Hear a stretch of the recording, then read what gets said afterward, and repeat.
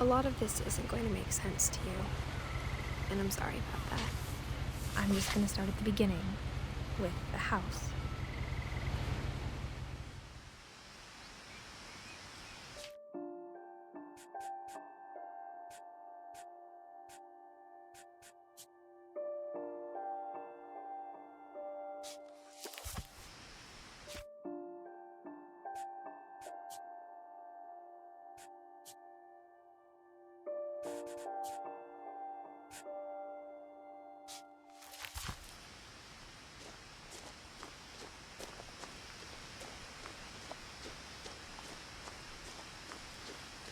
I lived here until I was 11, but I wasn't allowed inside half the rooms.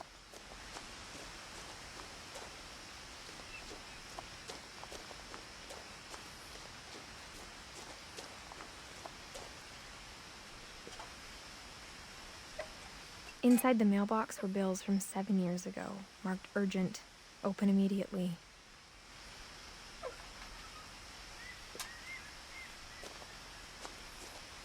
I hadn't been back since my brother Lewis's funeral.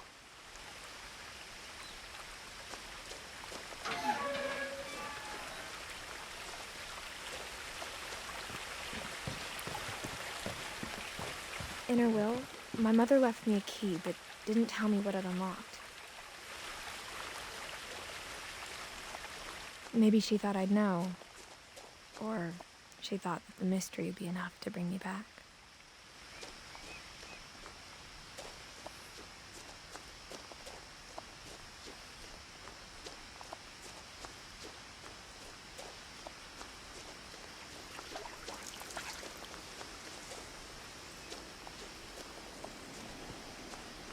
The truth is, even after I inherited the house, I never thought I'd come back to it.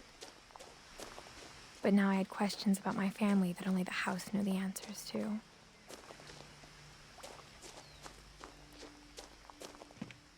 The woods around the house have always been uncomfortably silent, as if they're about to say something but never do.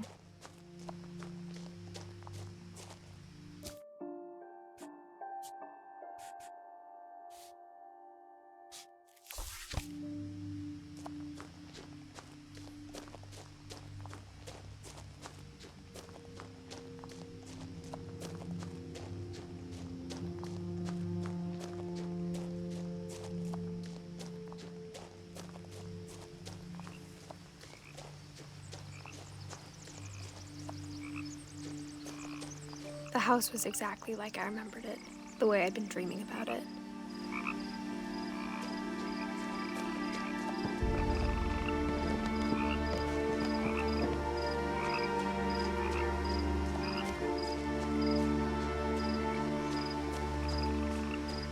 As a child, the house made me uncomfortable in a way I couldn't put into words.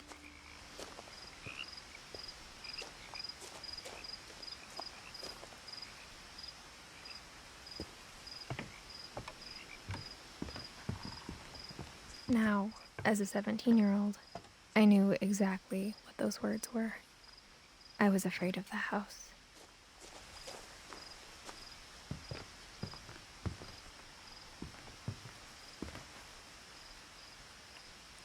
I hoped the key might unlock the front door. It didn't.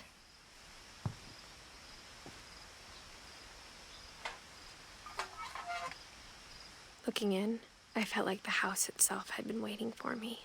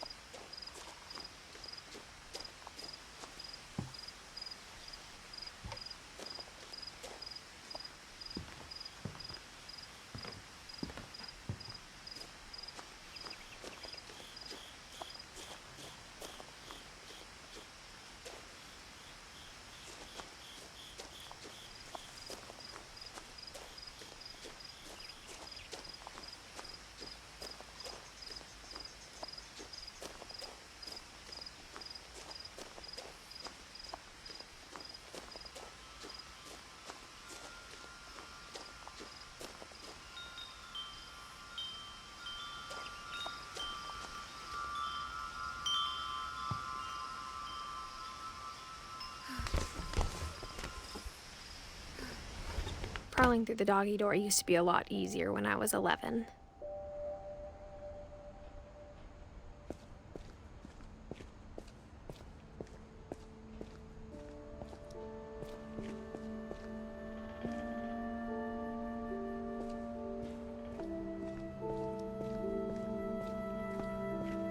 For the first time in years, I felt like I was home.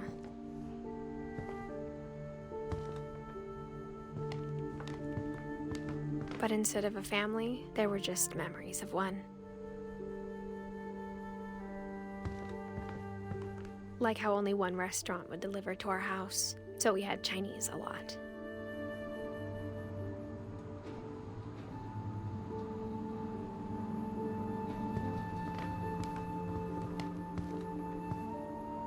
Or how after Louis started working at the cannery, we all got sick of eating salmon. Except our cat, Molly. The table was still a wreck from the night we left.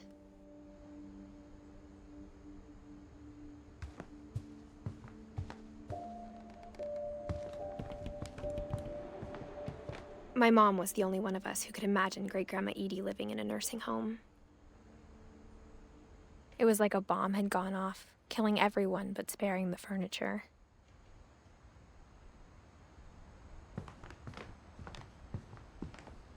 Nothing in the house looked abnormal.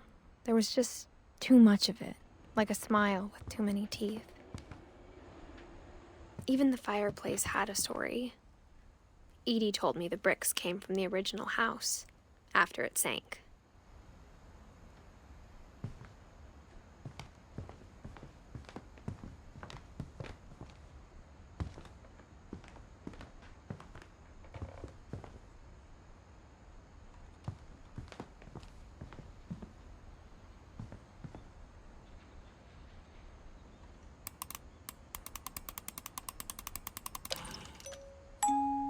Great-Grandpa Sven built a music box for Barbara, along with the rest of the house.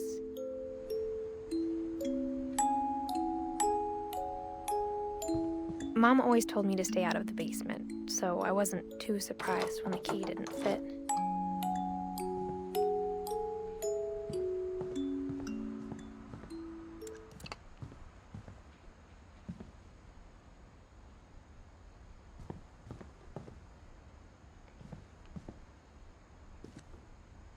After Milton disappeared, Mom sealed up all the bedrooms.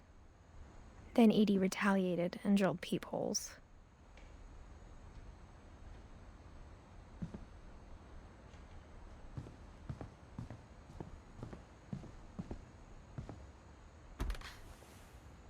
Molly always seemed like a girl I could imagine being friends with, if she hadn't died in 1947.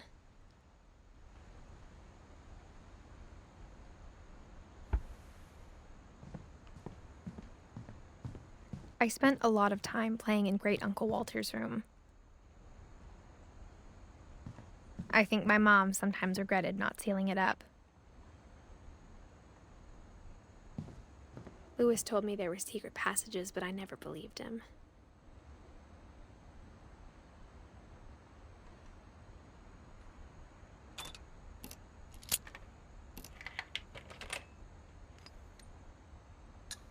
Turns out, my mom was really good at keeping secrets.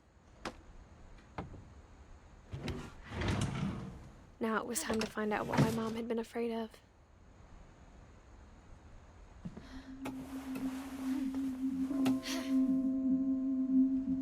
From the paintings on the wall, it was clear my brother Milton had been here before me. Reading this, maybe it sounds like I had a plan.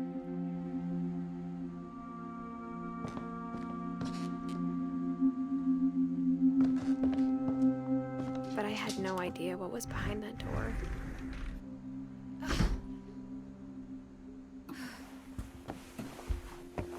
Just like I had no idea where all this was gonna lead.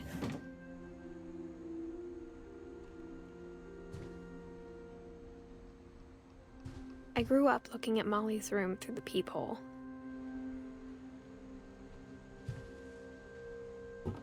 Molly's gerbil had a tiny bedroom with its own even tinier gerbil cage.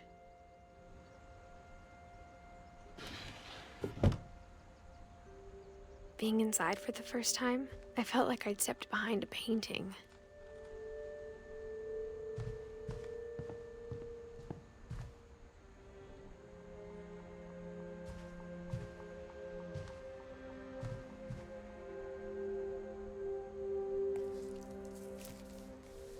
December 13th, 1947. Dear Diary, I'll be gone soon, but I wanted to tell somebody about what's gonna happen. It started when Mom sent me to bed without dinner.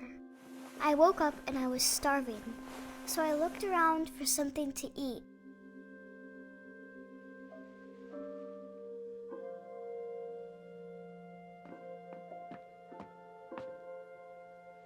The gerbil food was dry, but I didn't mind it.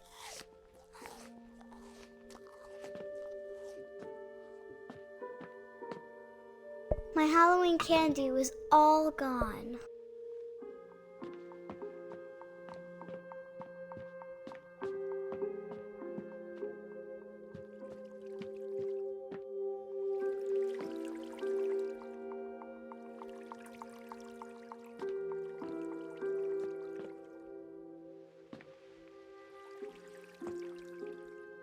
I thought about eating Christopher, but I held back.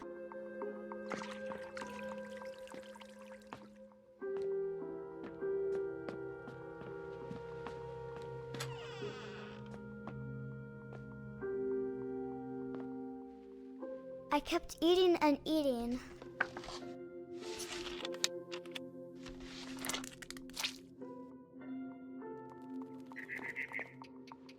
I ate a lot of things that night.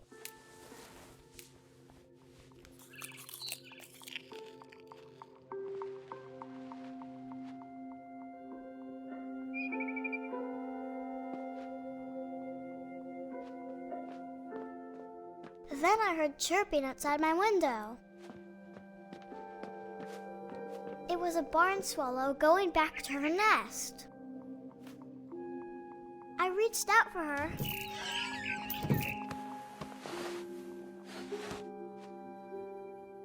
And suddenly, I was a cat.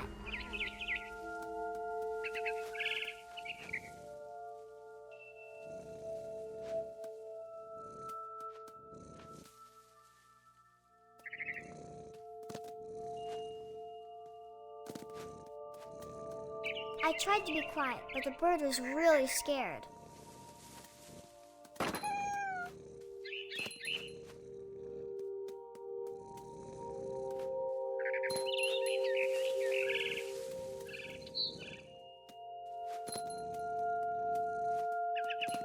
Mom and Dad didn't even look at me.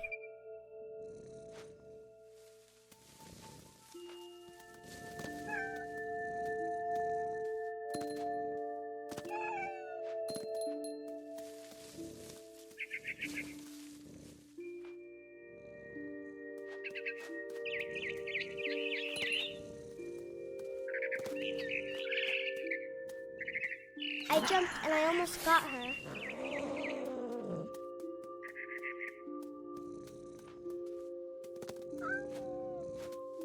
I could tell she was getting really tired.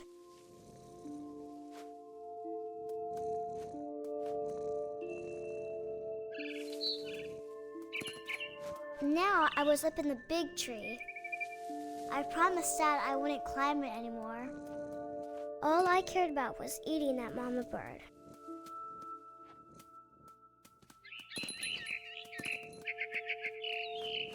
I gobbled her up. And suddenly, I was an owl. First, all I heard was the wind. Then I heard little teeth nibbling in the grass.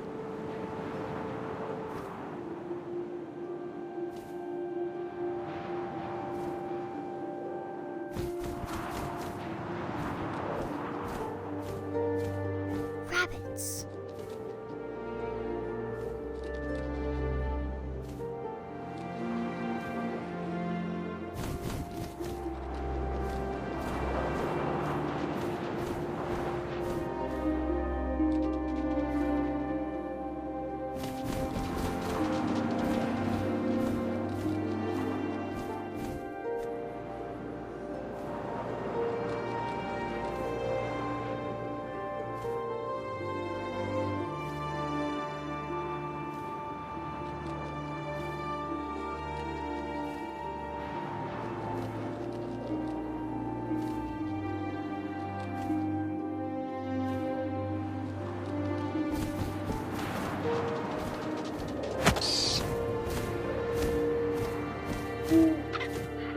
imagined his face looking up and seeing mine through my talons.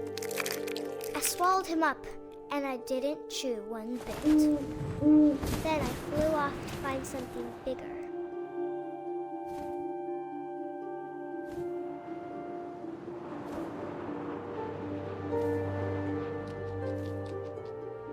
A mama rabbit.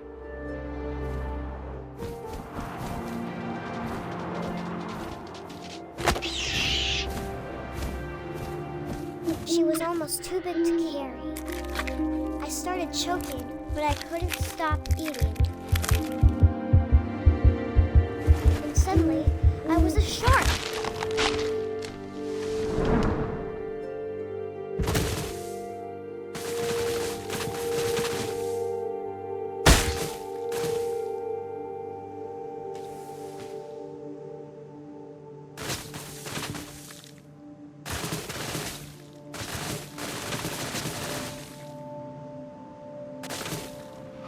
I rolled off the cliff and into the ocean.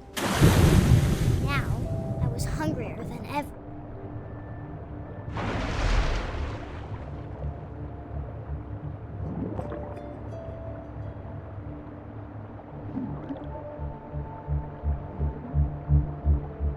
I wanted fat, juicy seals.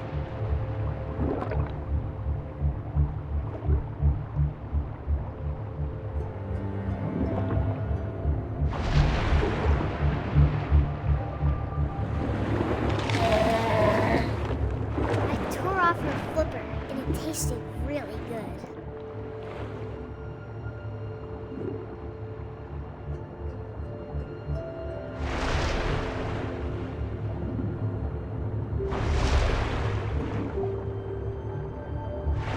Grabbed on tight. But I was so hungry, I jumped out of the water. When I opened my eyes, everything had changed.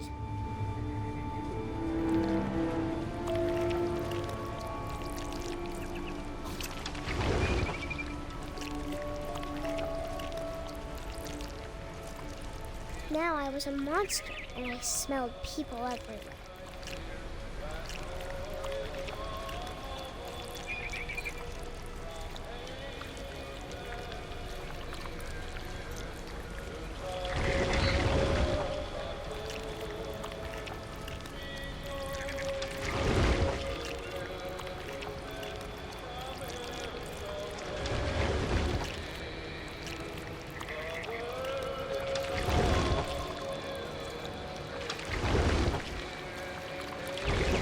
I was big, but I moved real quiet.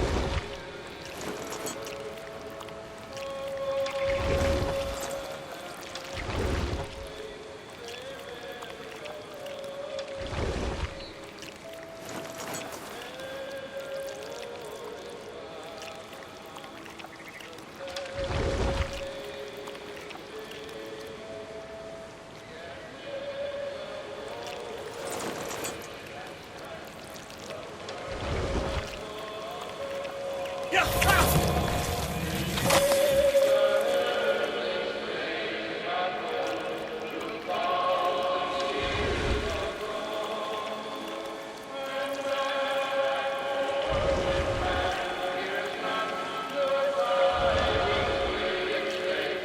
wanted to stop, but also I didn't.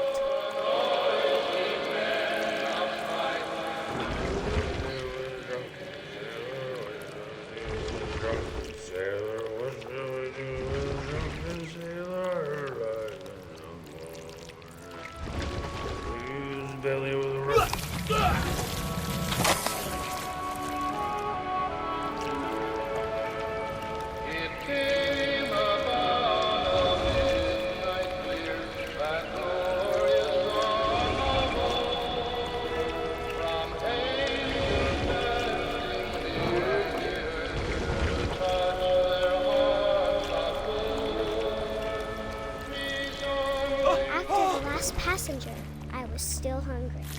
And to cross the water, I smelled something new. Something I had to have, so I swam towards it.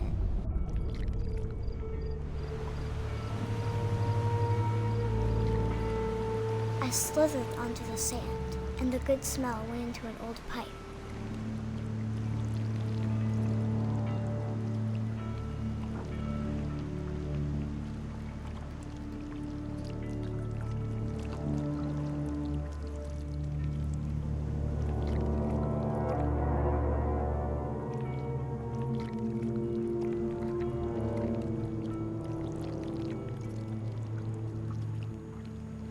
I got closer and closer.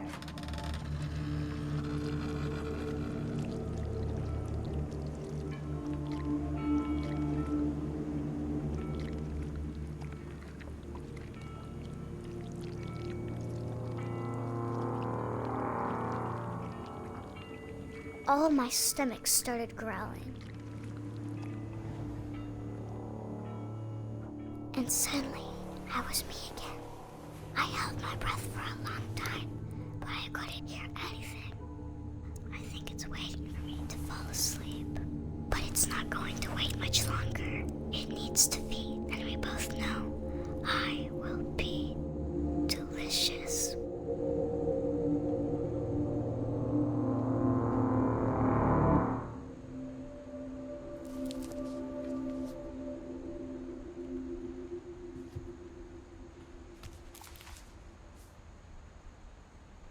I'm not sure if I believed all of that, but I'm sure Edie would have.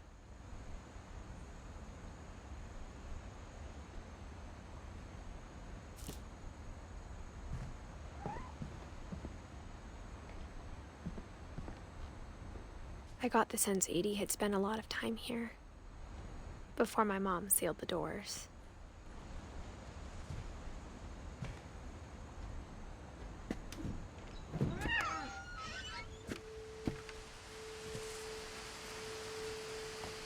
This will be obvious later, but my mom never told me any of these stories. Edie would have, but Mom didn't like bringing up the past. Though, when we adopted a stray kitten, she was the one who named it Molly.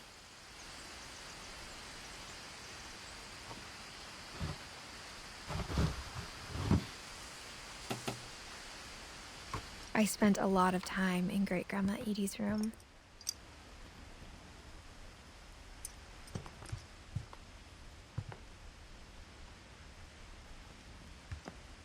Edie gave a big interview about a mole man living under the Finch house. My mom was furious. I hadn't thought of myself as Edith Jr. for a long, long time. When Edie told people Sven was killed by a dragon, she could also have said he was building a dragon-shaped slide that collapsed. She could have, but she didn't.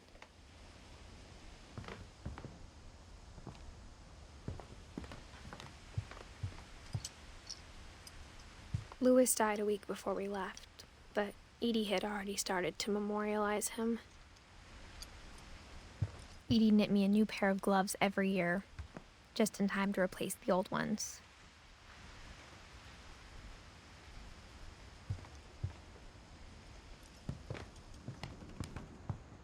Her room was like a museum.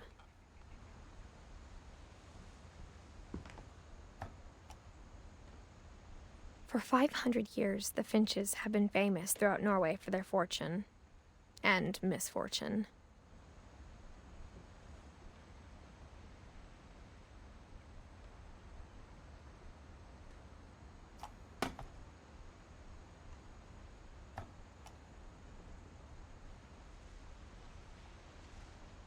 Odin Finch buries the latest victims of the family curse, his wife Ingeborg and their newborn son, Johan. On January 7th, 1937, he set sail with his family and his house, hoping to leave the curse behind.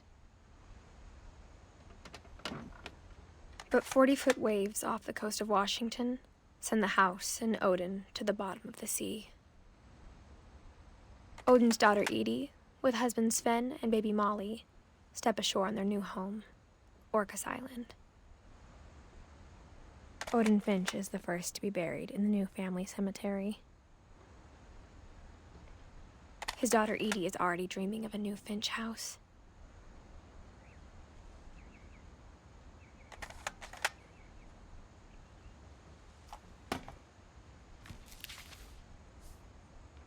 Whatever's wrong with this family, it goes back a long ways.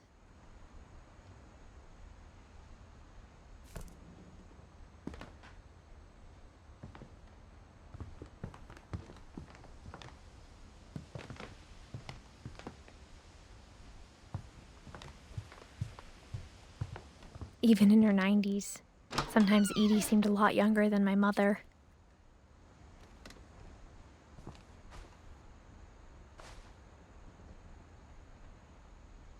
The only trace Grandpa Sam's first wife, Kay, left on the house was the pink bathroom.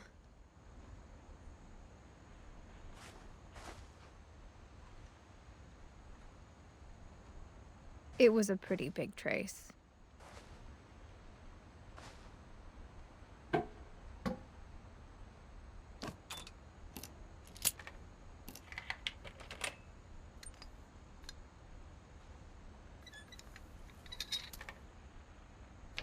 There's a secret in this bathroom.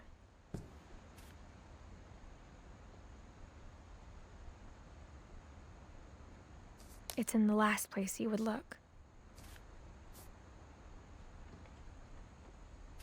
It isn't in the cupboard.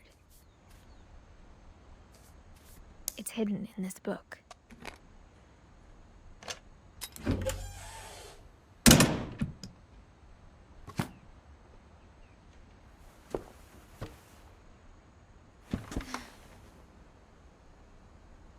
Sven gave Sam an old camera he'd refurbished. He never put it down.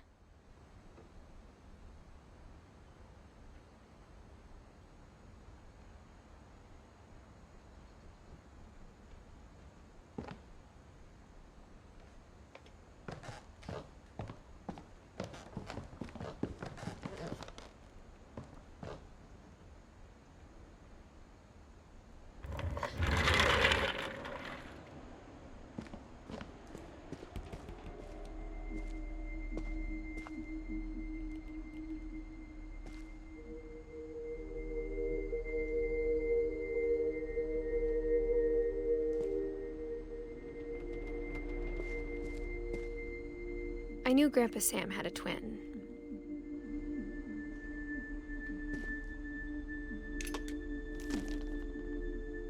And that he never talked about him. I guess my grandpa didn't like history any more than my mom did.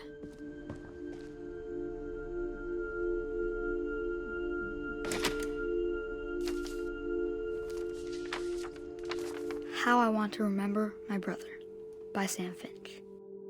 The thing I remember is that when he made up his mind, that was it.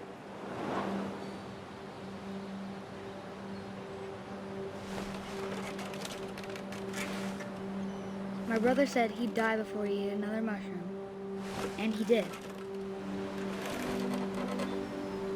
At Barbara's funeral, we swore he'd never be afraid again, and he wasn't. I think Calvin always wanted to fly.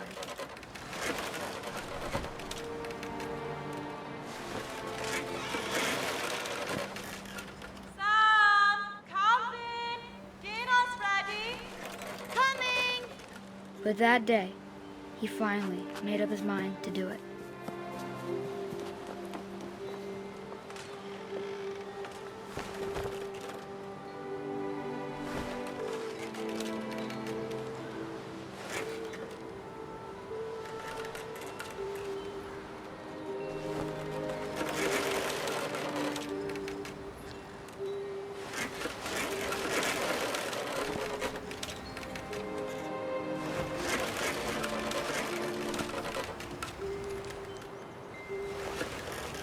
I told him going around was impossible.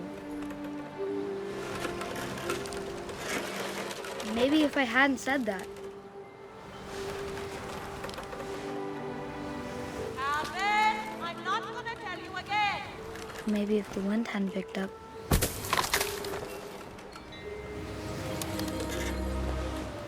Then maybe he'd still be here. But I doubt it. I think he'd already made up his mind. That's what I want to remember about my brother.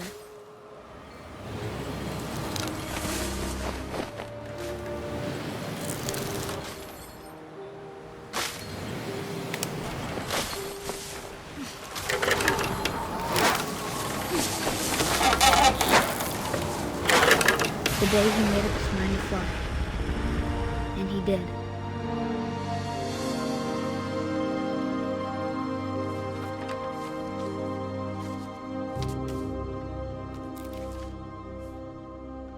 Calvin's story felt strangely familiar. When I was younger, I remember trying to do the exact same thing.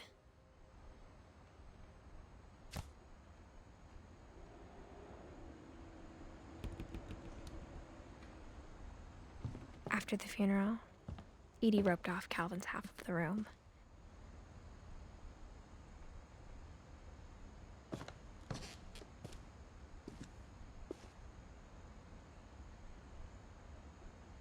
Mom said Grandpa Sam enlisted at 18 and never set foot in the room again.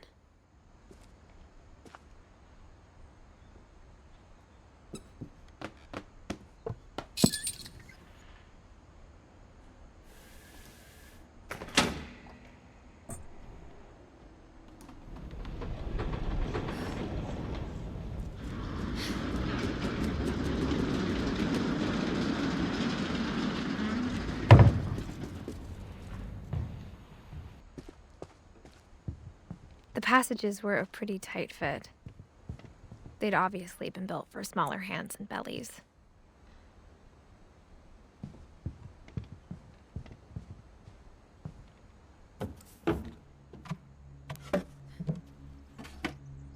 Growing up, I always thought of Barbara as a child star.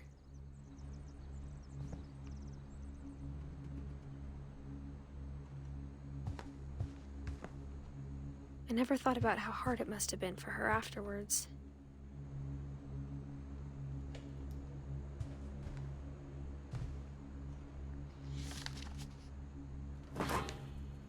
Of all the stories people wrote about Barbara's death, I'm surprised Edie saved this one.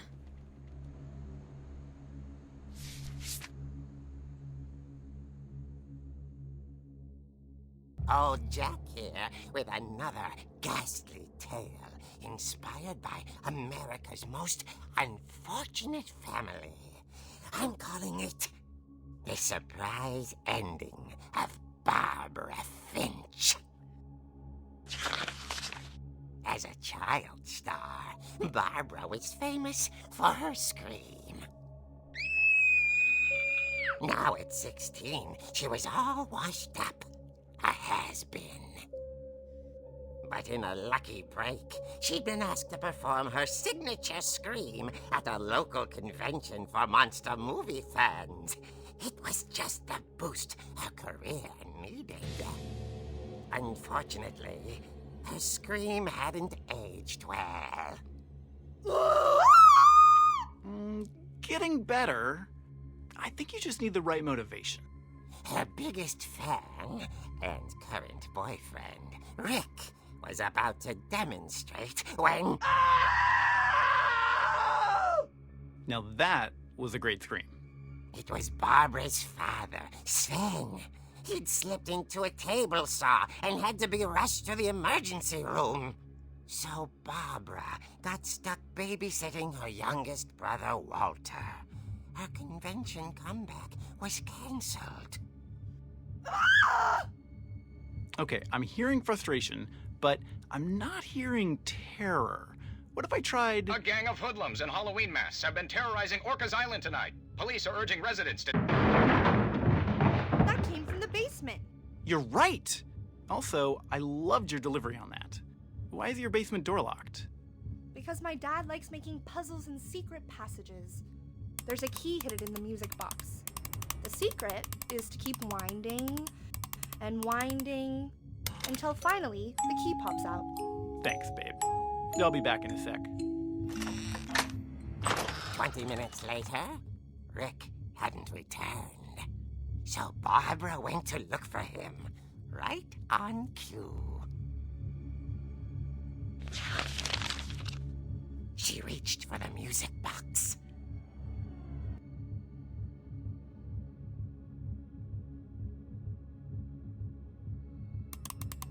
And as she wound the key, she listened for Rick, but the house was silent.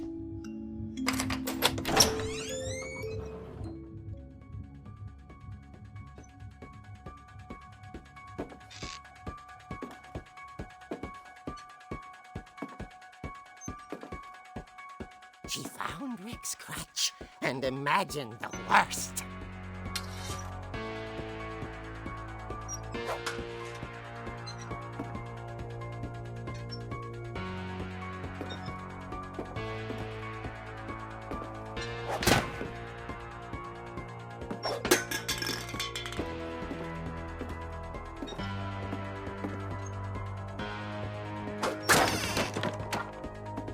The gang's leader is the infamous Hookman killer, Dr. Carl Hamill, who impaled and then ate his family 10 years ago tonight.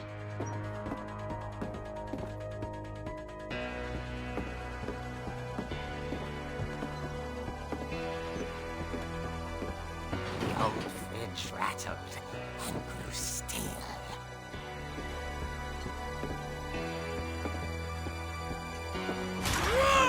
Oh dear! Oh! Rick? Barb, relax. I was just trying to scare you to help you find your scream. Well, I'm not scared, Rick. I'm furious. Then act furious. All I'm getting from you now is that you're hurt and confused and She threw him out, but she kept a little something to remember him by. Barb, have you seen my other crutch? And she was still holding it when she fell asleep watching the late picture show. Hours later... Barbara! Walter, what's going on up there? Ah! Okay, I'm coming up, but if this is a trick, you're dead, Walter.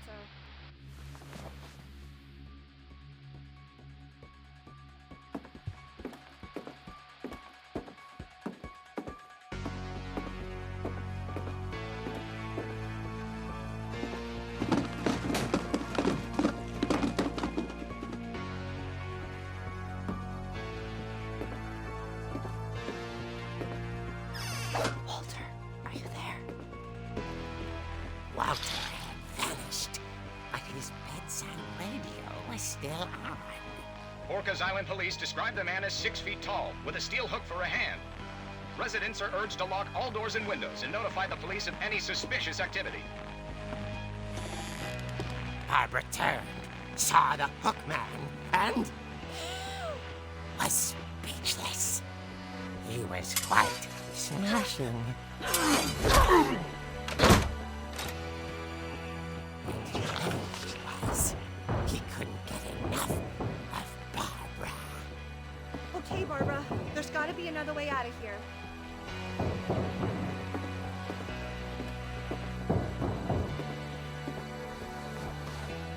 That night, she played her part beautifully.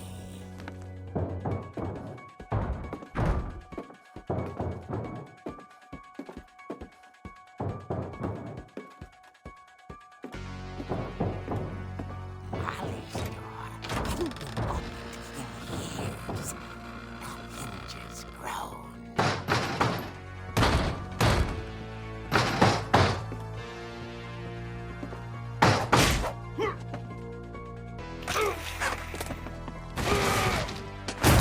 He wasn't moving, but she sensed the story might not be over yet.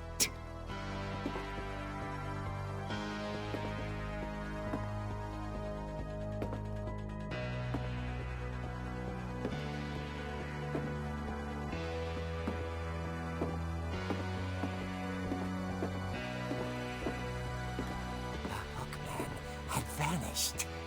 She listened for his breathing, but all she heard was...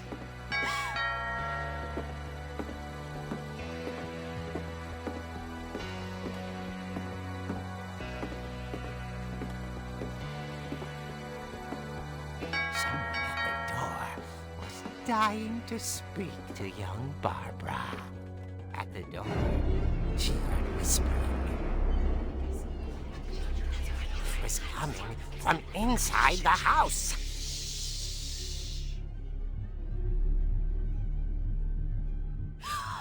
Oh dear.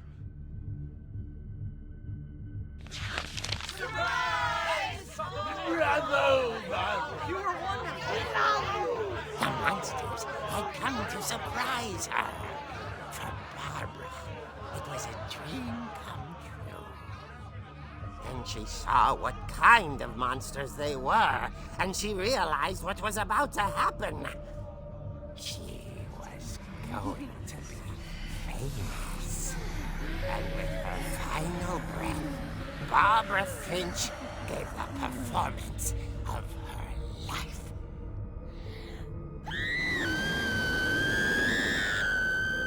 I wasn't there myself, but I hear Barbara was magnificent. Poor girl. She had a taste for stardom. But unfortunately, so did her fans. Of course, the police blamed it all on poor Rick, who disappeared the same night. And little Walter, hiding under his bed the whole time. He took it all pretty hard, but that's another story. As for Barbara, tucked inside the music box is all they ever found of her. Her ear. Now that's what I call a real eerie tale.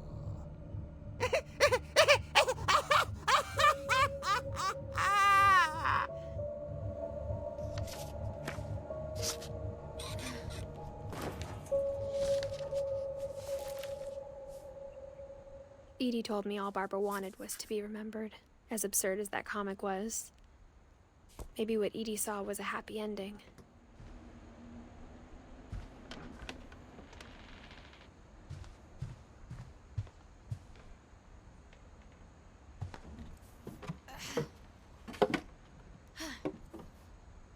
I guess now I know why Mom didn't like me playing with the music box.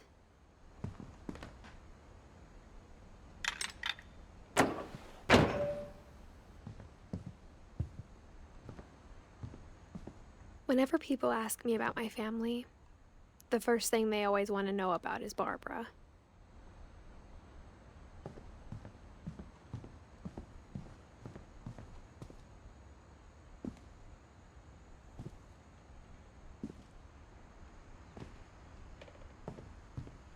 A lot of things got left behind in the whirlwind of that last night.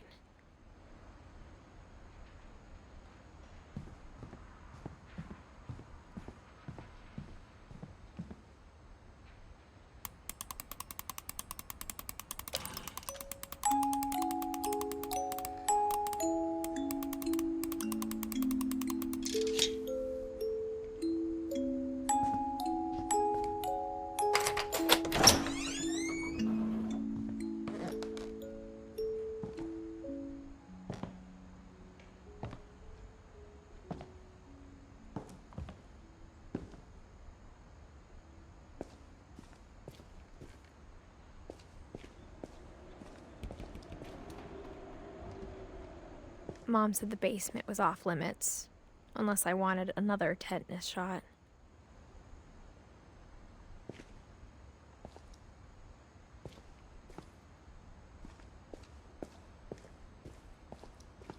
I saw Edie sneak down to the basement once, carrying packages.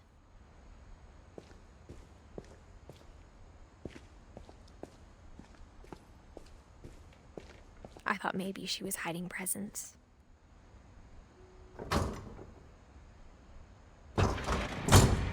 It turned out she was hiding a lot more than that.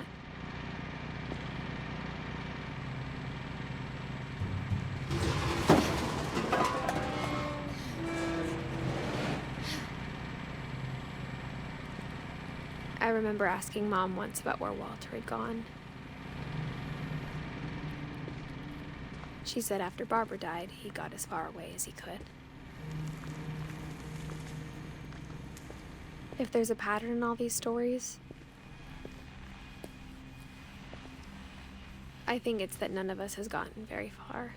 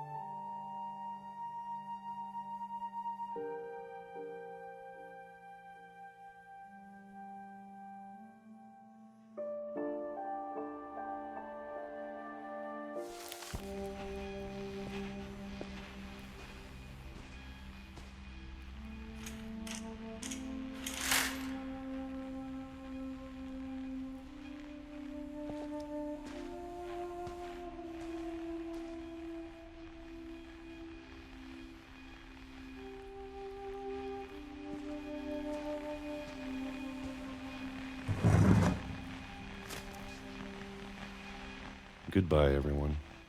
I can't believe I've been down here for 30 years. On that first day, after the shaking started, I didn't think I'd survive a week.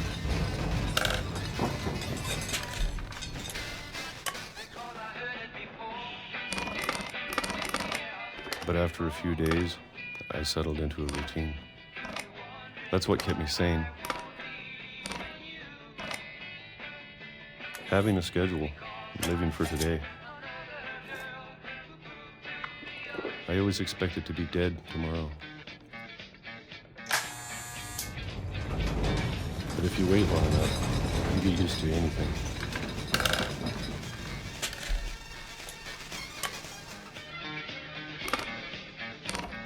Even a monster on the other side of the door starts to feel normal. Almost friendly.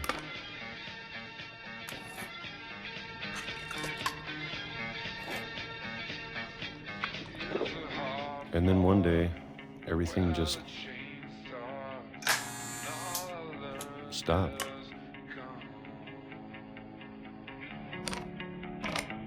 Whatever that thing was, it was gone. Maybe it got tired of waiting.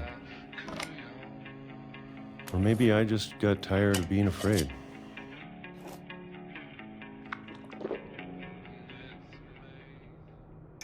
It's been a week now, the longest in 30 years. I'm done waiting.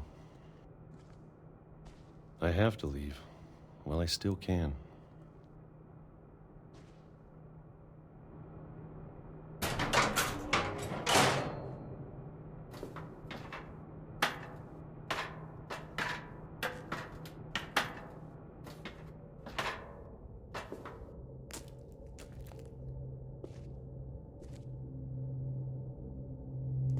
I know it's out there, somewhere. Whatever killed Barbara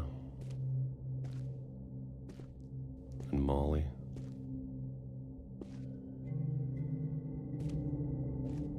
and Calvin. Maybe this is all a mistake. But I need to stop living the same day, even if it kills me.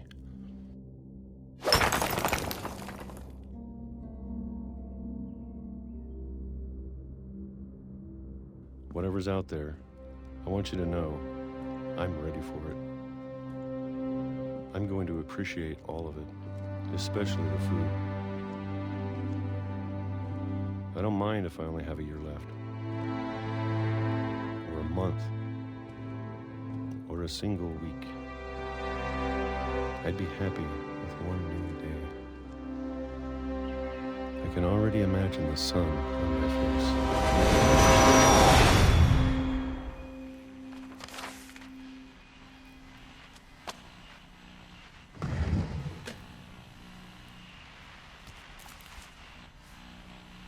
Walter died when I was 6.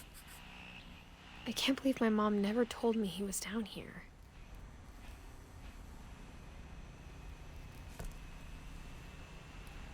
I'm sure my mom was trying to protect me.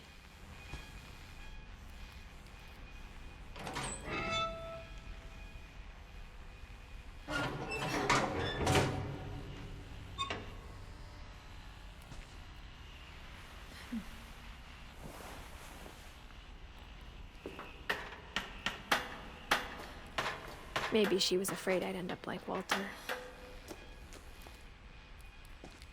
But if she never told me about an uncle under the house, I can only imagine what else she was hiding.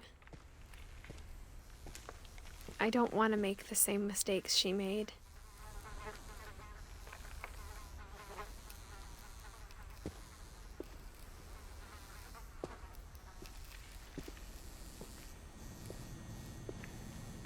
Trying to bury something that's still alive.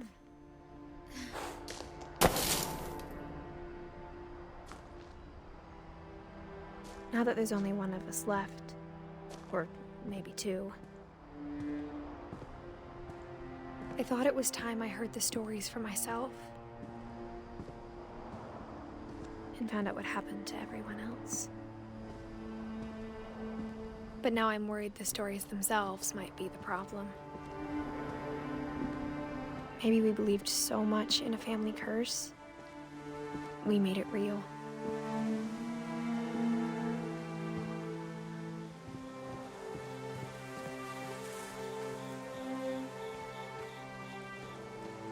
I don't know if I should even be writing this.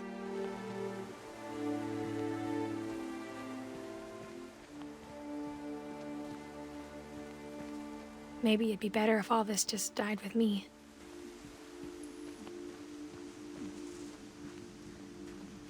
But I thought you should know about your family.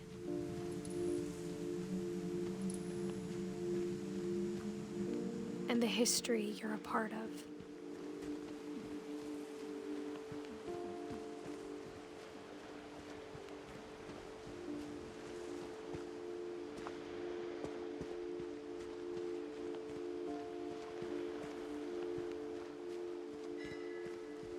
Though to be honest, I feel as lost as you probably do right now.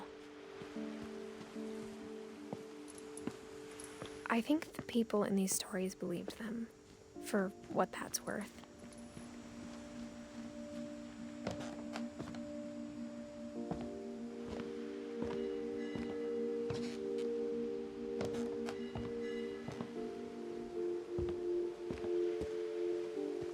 And when you look at the house, that history of imagination and stubbornness and madness, any of it seems possible.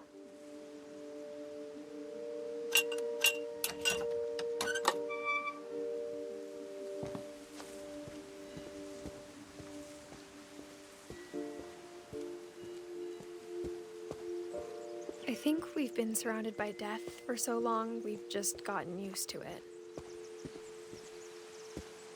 What kind of family finishes building a cemetery before starting the house?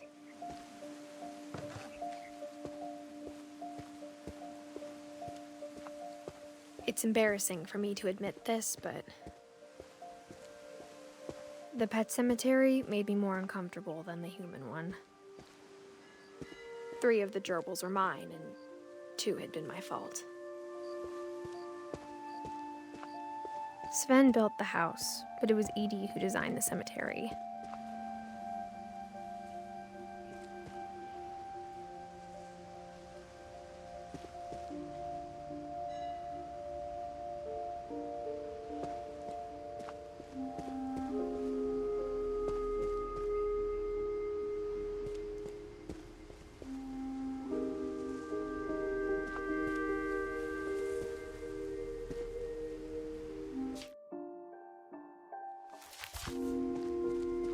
I'm sure Odin's monument had been Edie's idea. My mom was always trying to move on, but for Edie, the past never went away.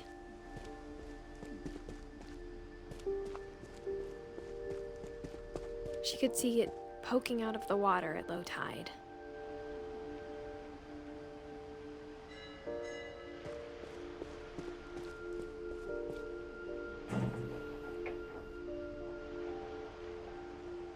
Edie said she dreamed about the old house every night.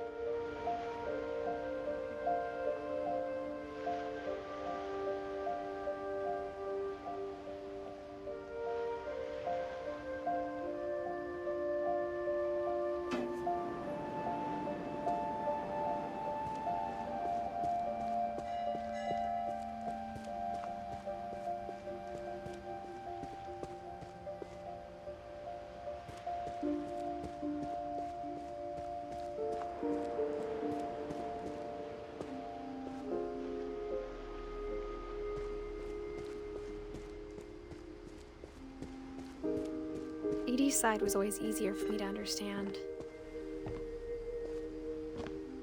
But the older I get, the more I can see where my mom was coming from. Her dad had been pretty strict, but it wasn't enough to save her brothers. She was just trying to do better.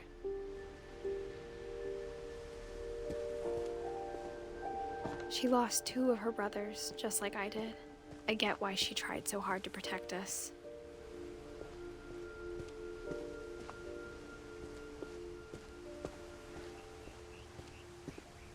There's so many things I wish I could ask my mom now. Part of me thinks this is what she wanted all along. For me to come back someday and find everything out for myself.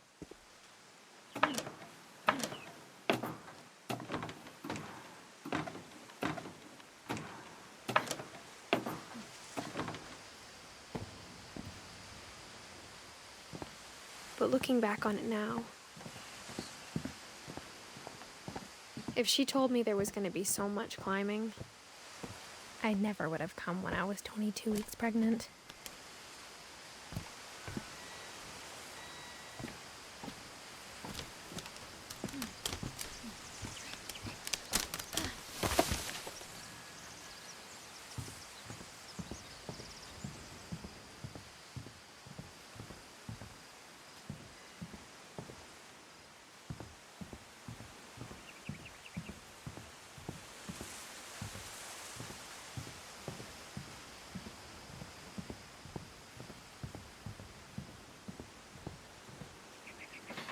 I never met Grandpa Sam, but I think he and my mom had a lot in common.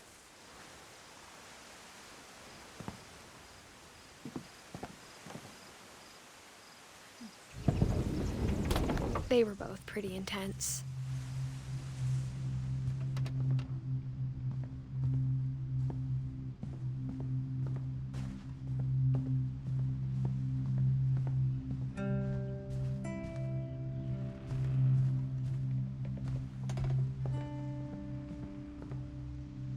Instead of hiding from death, Sam seemed to go out of his way to meet it.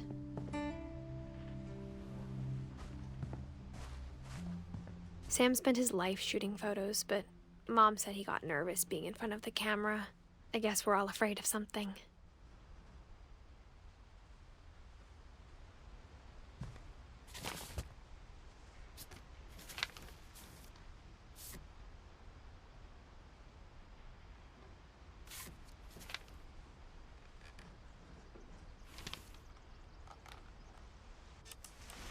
Dawn, I promise, you'll never forget this weekend. Yes, sir. These memories are gonna last a lifetime. Hmm? Am I gonna have to shoot anything? It's a hunting trip, Dawn. Shooting is strongly encouraged.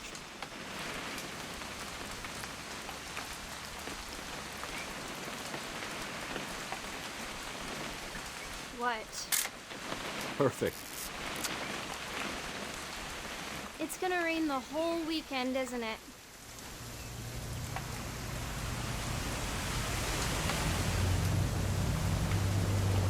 I will never forget this weekend, Dad. That's the spirit. Okay, got it. I'm gonna take some pictures, okay? Just be careful. That camera's older than you are.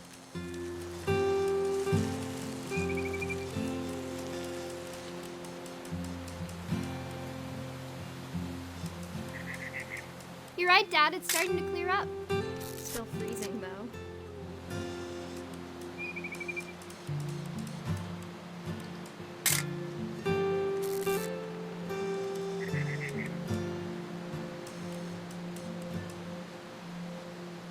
Definitely should not have drunk all that coffee. Hold still while I take a picture of you. Hey! That's a keeper. I'm just saying, I'm not always gonna be here, Dawn. You'll need to remember this stuff, if you want to survive. I'll be fine, Dad. You know who else thought he was gonna be fine? Some guy who died. Dawn, I'm being serious. I know, Dad. You're always serious. Doesn't being out here make you want to chill out?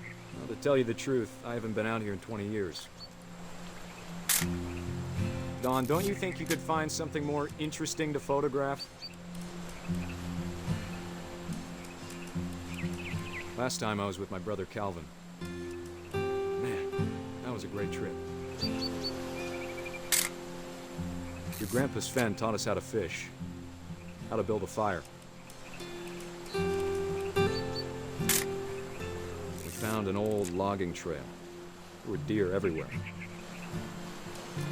Dad! Good eyes, Dawn.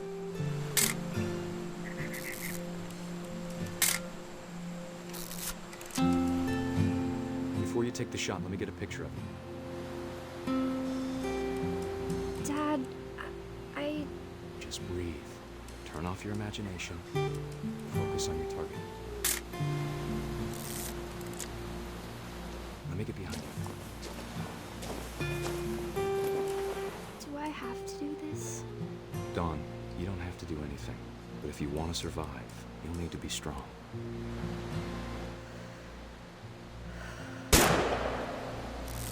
Great shot, Dawn!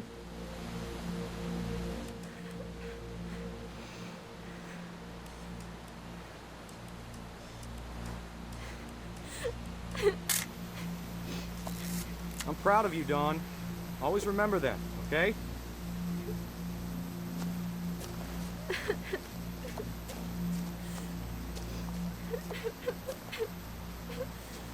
Sorry, Dawn, just gotta reset the timer.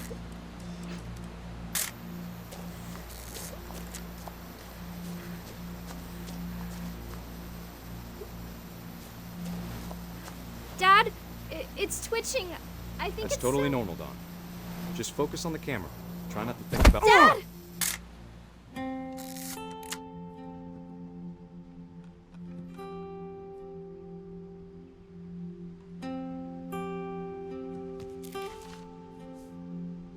Of all these stories, that's the one I wish most that my mom had told me.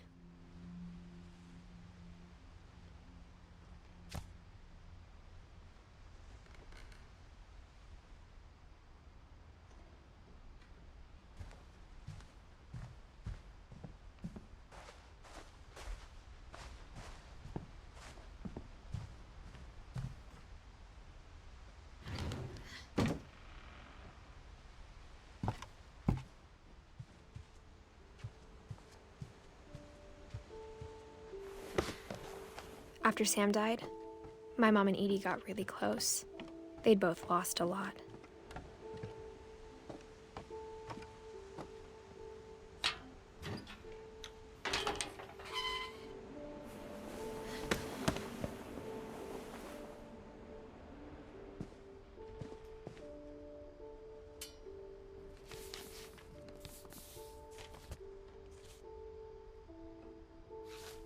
Dear Kay, do you remember the way Gregory used to laugh when he thought he was alone? Like something funny was happening, but only he could see it. I think he saw things the rest of us don't.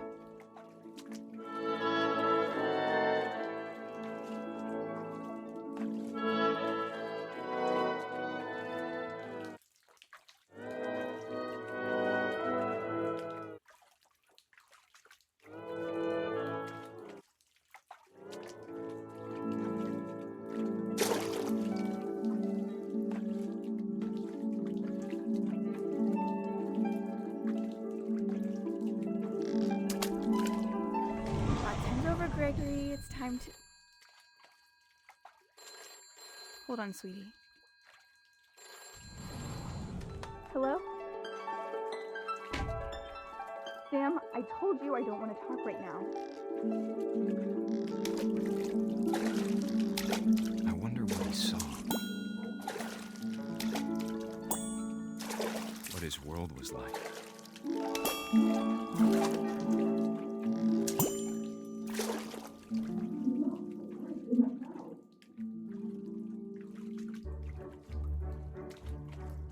He reminded me so much of Calvin.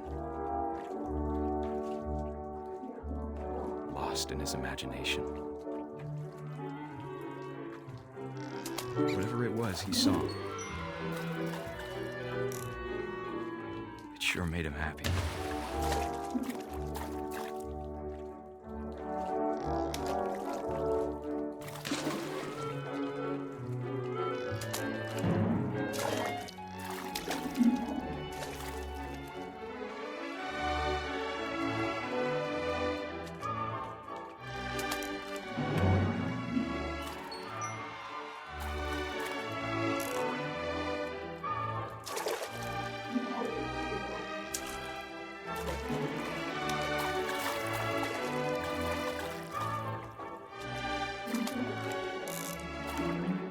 I know how silly it sounds.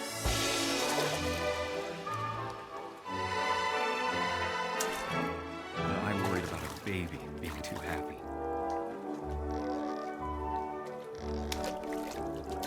But I could feel him slipping away. Sorry about that, Gregory. I know you did everything you could. Maybe if I hadn't called that night.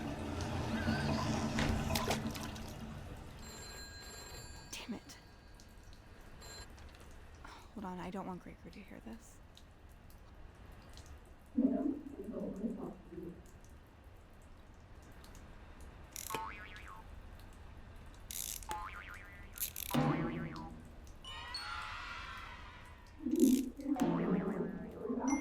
I wish he could have told us about the world he saw.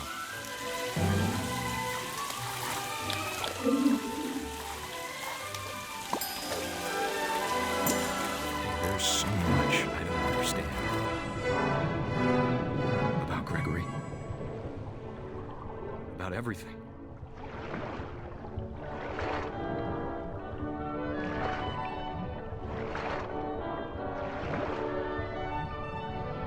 But I know what happened wasn't your fault.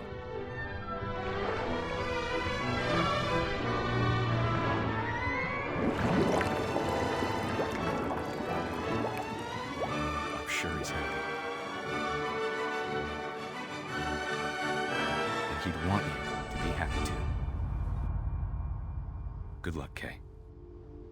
Love, Sam.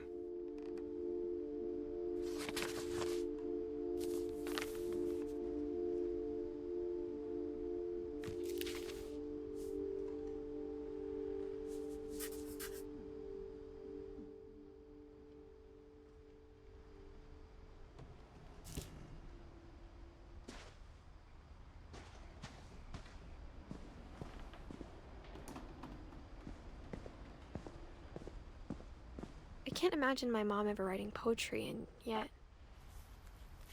A poem for Gus, who always said the wedding was a bad idea. Our father never hit us kids, at least not very hard. before the day my brother said with teenage disregard that he'd be dead before he'd see a wedding in our yard.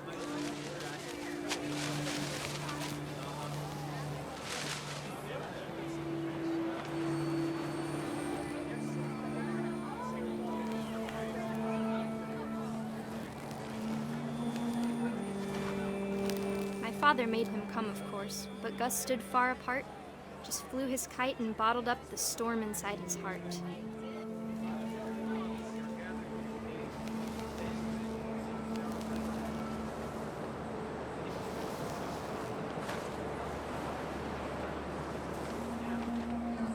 I tried to talk him out of it, but though he'd never met her, "We don't need a stepmom," were the words that I now pronounce you husband and wife. You may kiss the bride.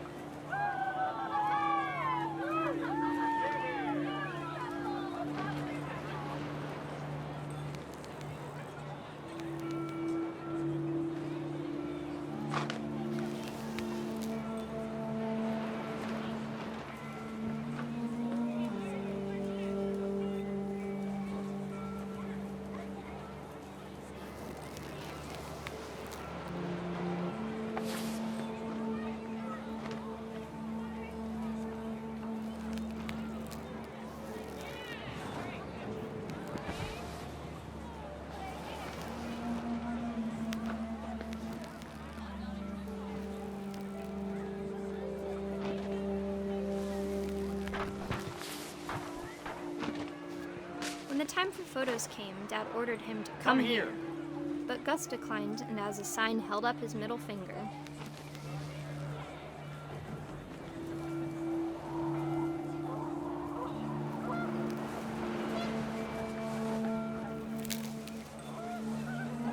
The wind picked up and panicked geese appeared and quickly went. But all the humans did that day was go inside the tent.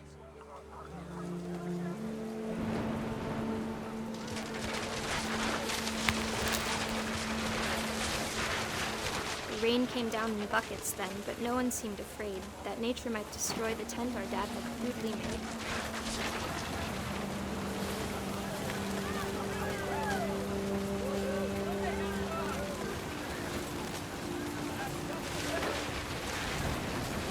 The thunder sounded much too close and full of angry power, but all my father said to this was, "Make the music louder."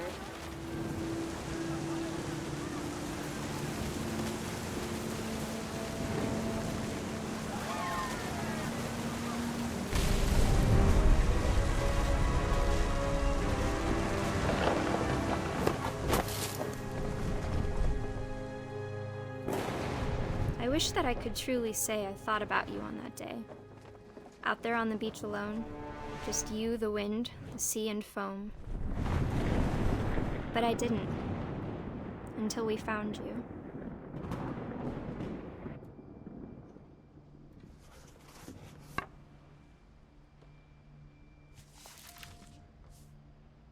She never talked about him, but Mom told me once if I was a boy, they were going to name me Gus.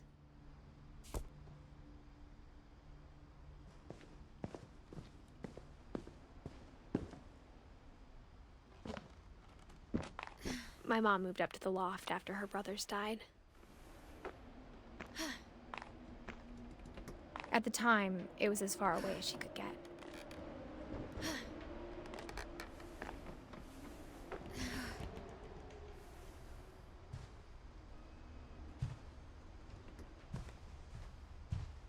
She spent a summer building houses in Calcutta, where she met my dad, Sanjay.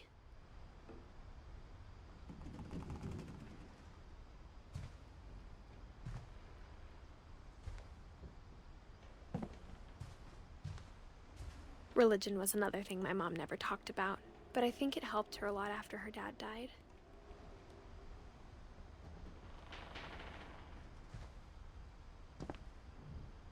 My mom moved to India a week after graduation and got a job teaching English.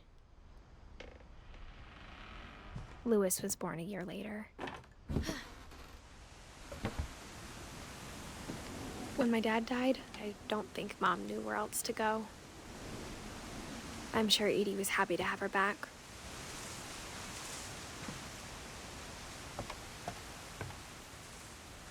and to see kids in the house again.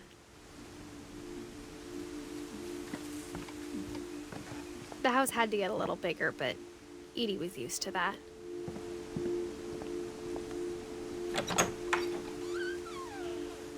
And for a while, things were good, almost normal.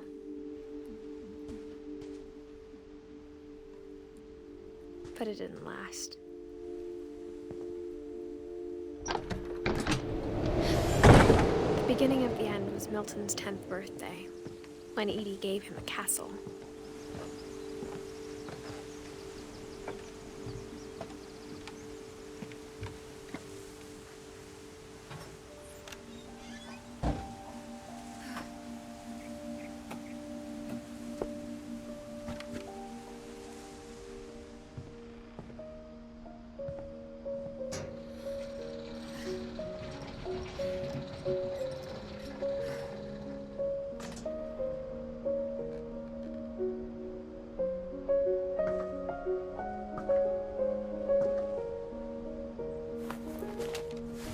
Milton Finch in The Magic Paintbrush.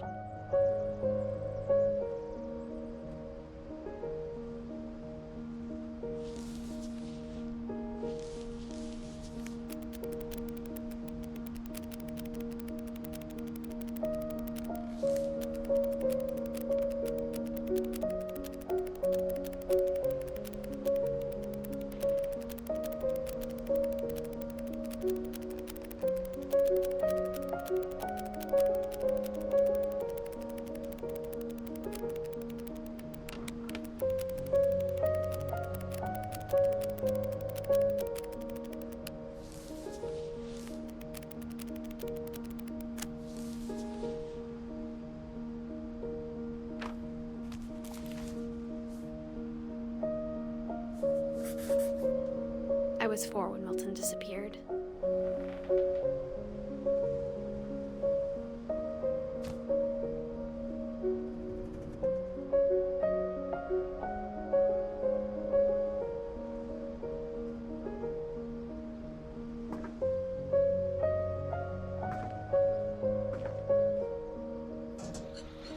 Mom spent months searching for my brother. Then she sealed the doors.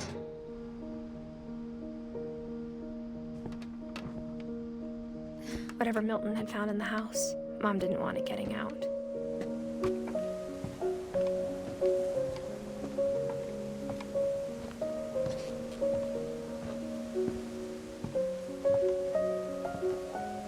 Mom definitely blamed Edie, but I think Louis blamed himself.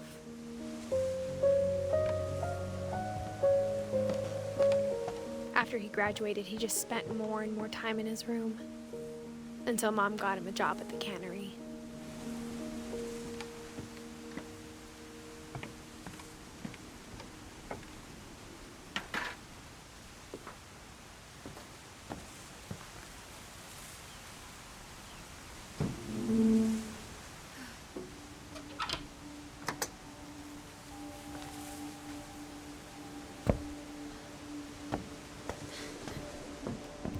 Louis's room smelled very, very familiar. That part of him lived on.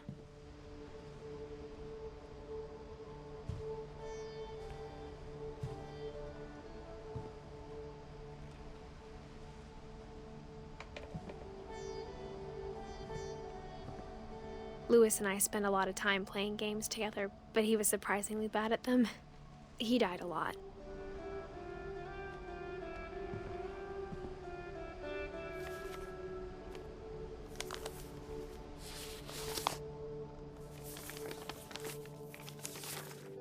Dear Mrs. Finch, as Louis's psychiatrist, I can understand your desire for an explanation. As I see it, the trouble began in January, shortly after we convinced your son to seek treatment for substance abuse. Newly sober, I believe Louis first noticed the monotony of his daily life.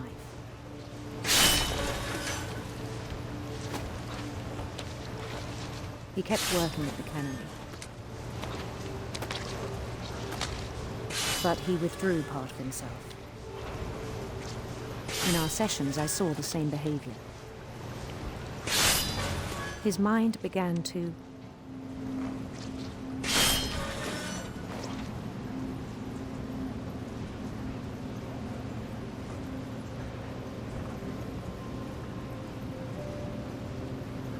wander.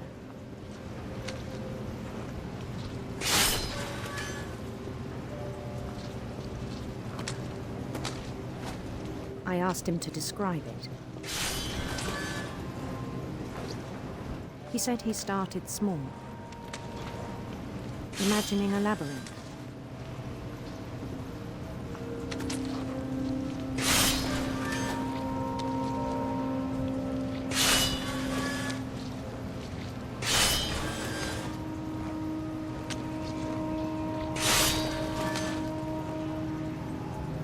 He'd feel his way about.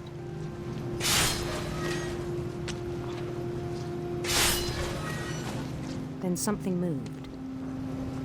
Bats. And toads.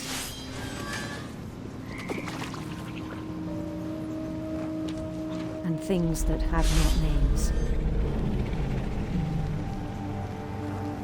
He knew it was all in his head.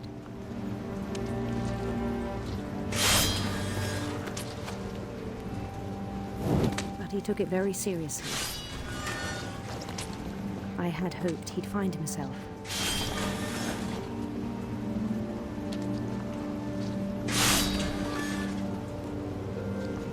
But he found something more. I worried about him then. Daydreaming at the cannery. I spoke with his boss. But he said Lewis had become a model employee. Methodical, tireless, focused.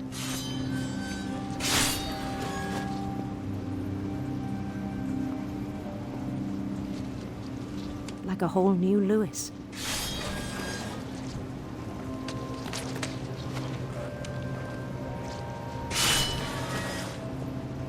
So I let him go on.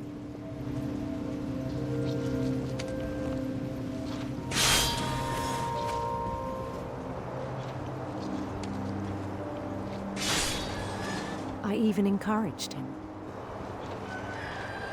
It seemed very promising at first. He told me he'd made a new friend.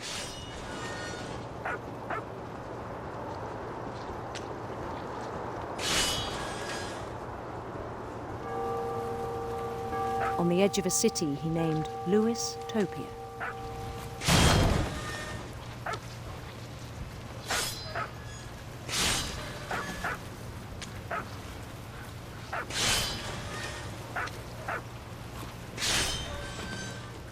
He built the city up slowly, brick by brick. Then he made musicians.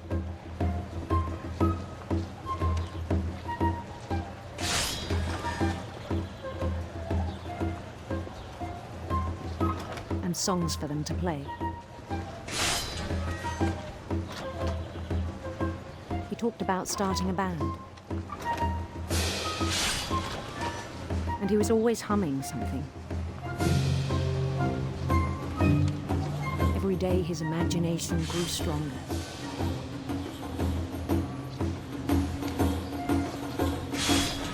He no longer spoke at the cannery. But his chopping was as reliable as ever.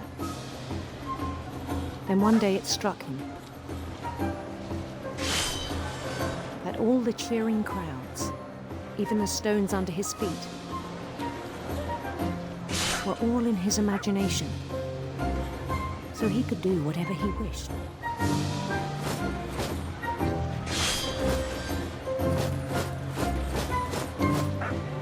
He held an election for mayor. And he won. They begged him to stay, but his mind was already wandering. It became a game for him.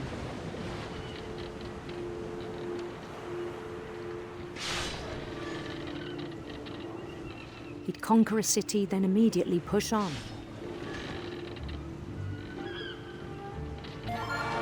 New Louisville.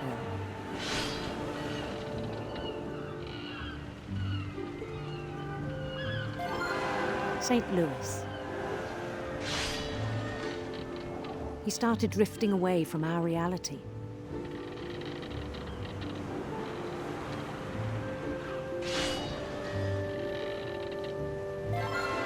Minneapolis.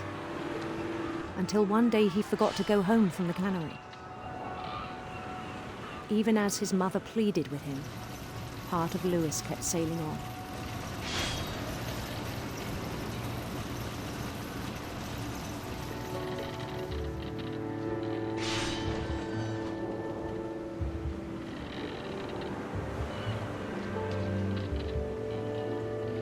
In Lewisburg, he heard rumors of a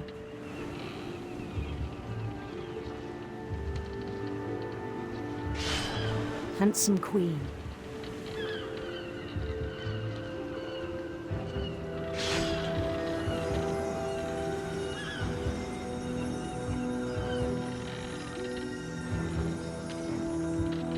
The queen was on her own quest for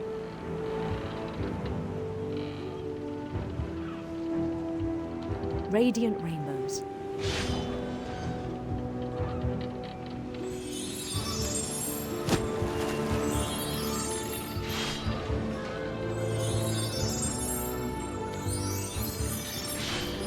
He followed the sound of her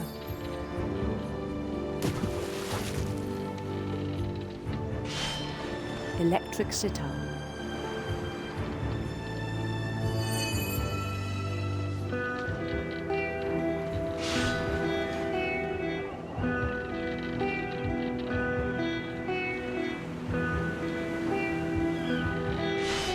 His chase led him to a golden palace east of the sun and west of the moon. Even then, his logic remained sound. He knew the world was all in his imagination.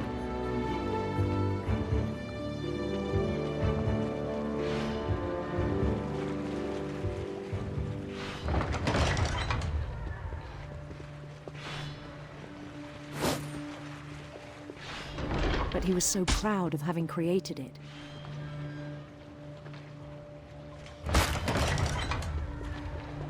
In his own eyes, he'd become something greater than a king.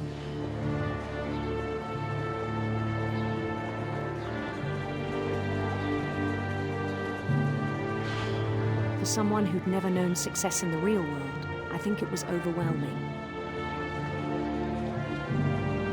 And then it struck him that the real Lewis was not the one chopping salmon, but the one climbing the steps of a golden palace.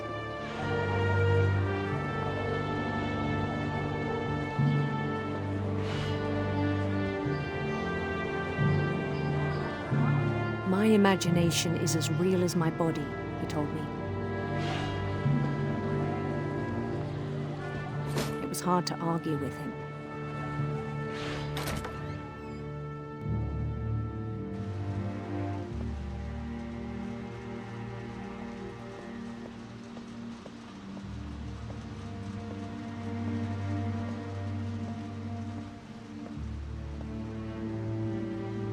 Began to forget the world we know.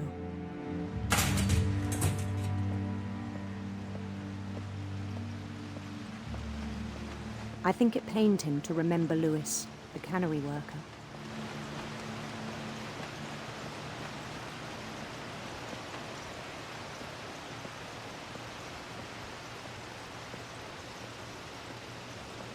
He began to despise the man with a royal contempt.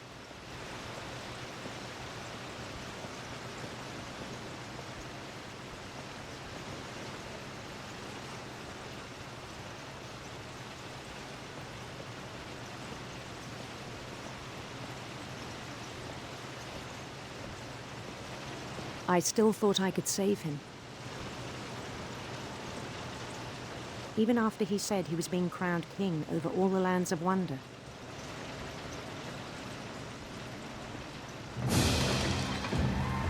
The palace would be packed with his companions.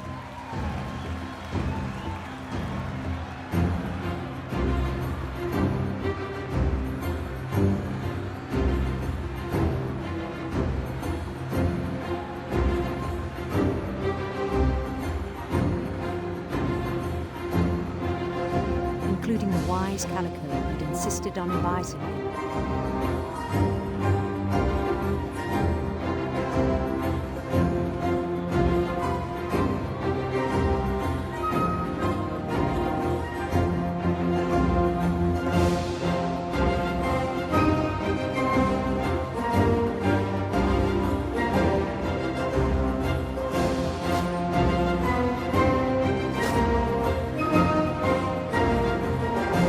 His queen waited, holding his crown.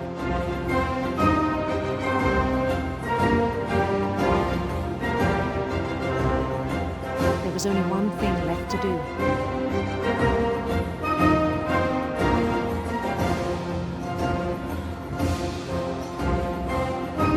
Bend down his head.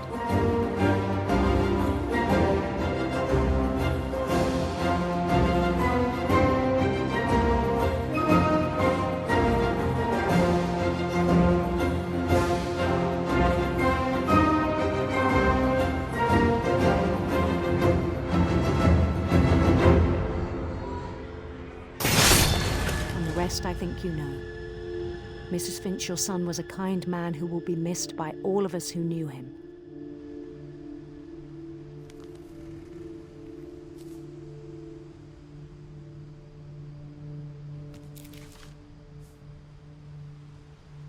My brother was really cool. I wish you could have met him.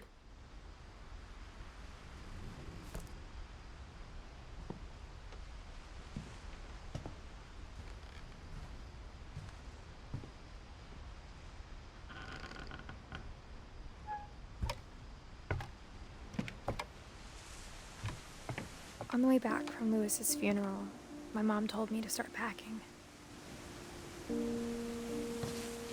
She waited until the day before we left to tell Edie.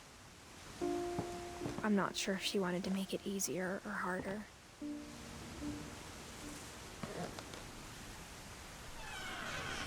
I wish we'd stayed.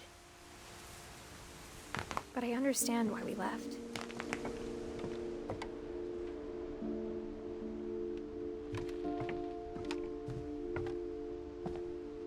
My mom ended up leaving everything behind.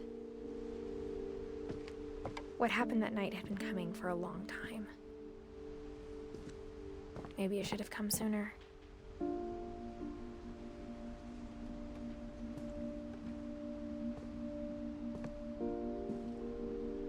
But it had to end one way or another. All that's left now is to tell you about that last night.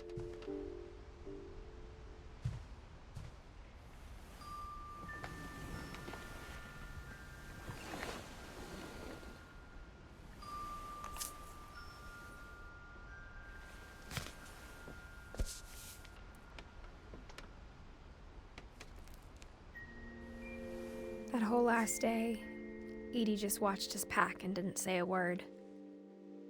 Until supper, when she raised her glass and said, "To our final night together, and all our final nights apart."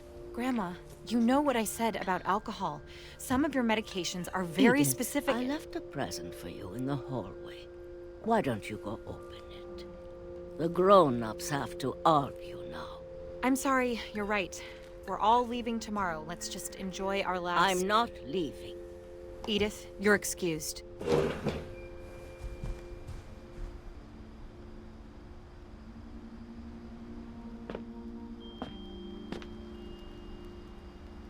The power had been shut off that morning, but Edie always had plenty of candles. When my mom sealed the library, I don't think she knew about the other entrance. Or that Edie had a key to it.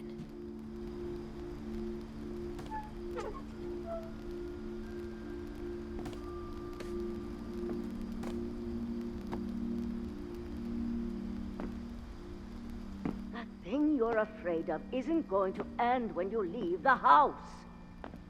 Edith has a right to know these stories. My children are dead because of your stories. I think it's best if Edith and I leave tonight. We'll have the nursing home send a van for you in the morning, okay?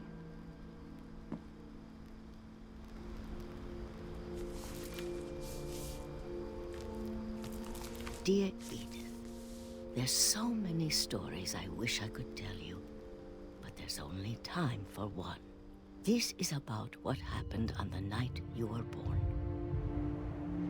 That night, the tide went way, way out. It was the first and last time I ever saw the old house aground. There'd been an earthquake out in the middle of the ocean. They called it the lowest tide in 1,000 years. God, it smelled awful. You know, I've seen that house every day of my life.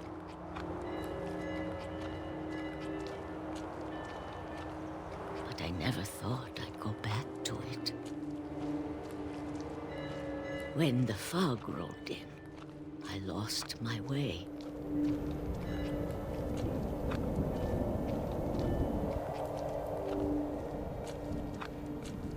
I got turned around.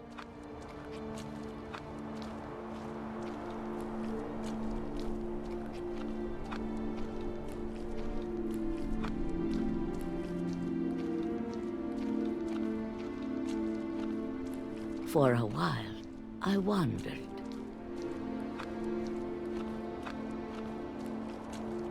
I started seeing things.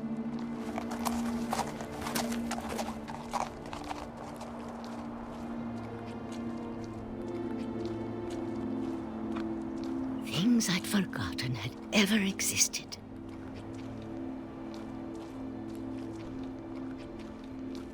But when I saw them, they felt like old friends. That night, a lot of things came back to me. Or maybe I came back to them.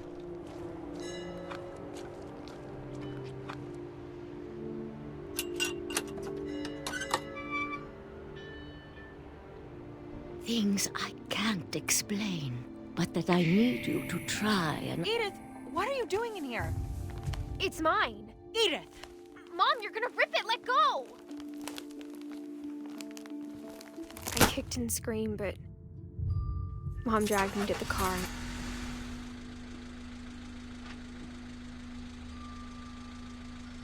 I never saw Great-Grandma Edie again. The next morning, the van came to pick her up, but she was already gone. After that, we moved around a lot.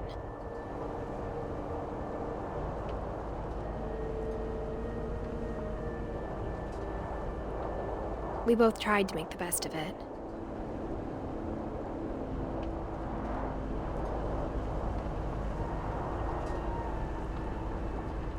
A few years went by.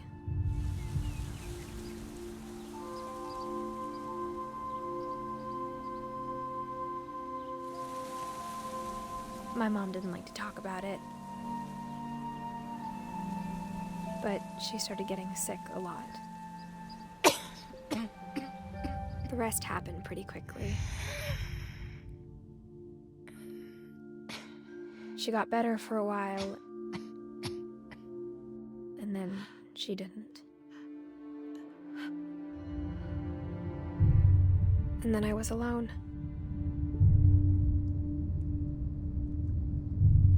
The last Finch left alive.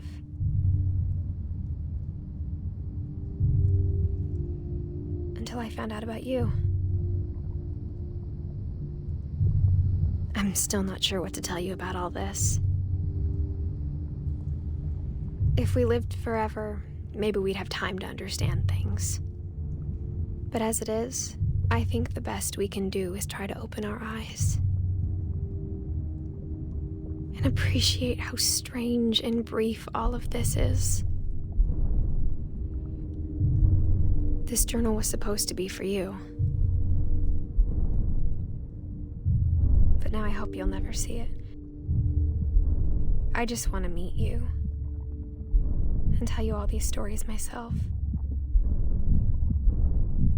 But I guess if you're reading this now, things didn't work out that way.